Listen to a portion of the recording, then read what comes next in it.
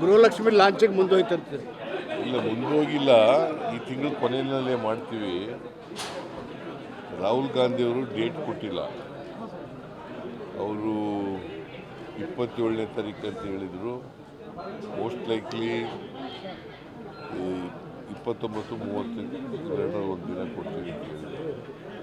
So ಈ ತಿಂಗಳು ಕೊನೆಯಲ್ಲಿ ಮಾಡ್ತೀವಿ. ಎಲ್ಲ ರೆಡಿ ಇದೆ. 1,33,00,000 ಫ್ಯಾಮಿಲಿಗಳು ಇರೋದು. 1,33,00,000. ಈಗ 1,06,00,000 ನೋಂದಣಿ ಆಗಿದೆ. ಇಲ್ಲಿವರೆಗೆ 1,06,00,000 ನೋಂದಣಿ ಆಗಿದೆ. ಅದಕ್ಕೆ ಟೈಮ್ ಲಿಮಿಟ್ ಇಲ್ಲ. ನೋಂದಣಿ ಕಾರ್ಯಕ್ಕೆ ಟೈಮ್ ಲಿಮಿಟ್ ಇಲ್ಲ.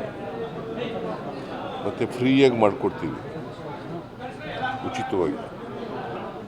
ಸೊ ಹಂಗಾಗಿ ಇನ್ನೂ 29ನೇ ತಾರೀಕು 31 ತಾರೀಕಿನವರೆಗೆ ಇನ್ನೂ ಆಗ್ಬೋದು.